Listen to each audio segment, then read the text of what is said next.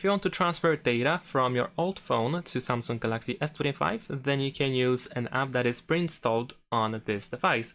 And we can find it, for example, in the apps screen in Samsung folder, more precisely Smart Switch. So what you need to do is simply use it in order to transfer those data. Now you need to have this app on both devices. So if your old device is Samsung as well, then you probably have this app already installed too.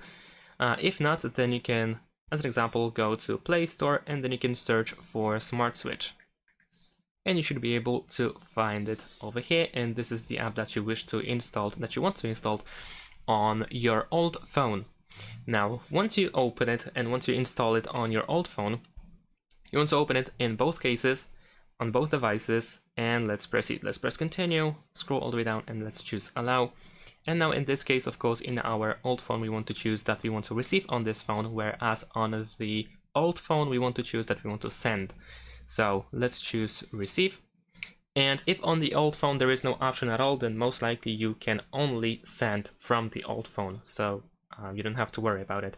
Now in this case, on the S25, we need to select what is our old device. So in our case, let's say it is Android. Of course, if you had iPhone or iPad, then you can choose the second option. And then we can choose to either transfer those data by using the cable or wirelessly. I'm gonna choose wireless method. And now we are looking for the old device. So on your old device, you should also have pretty similar screen. And this is when you can detect both devices on both devices.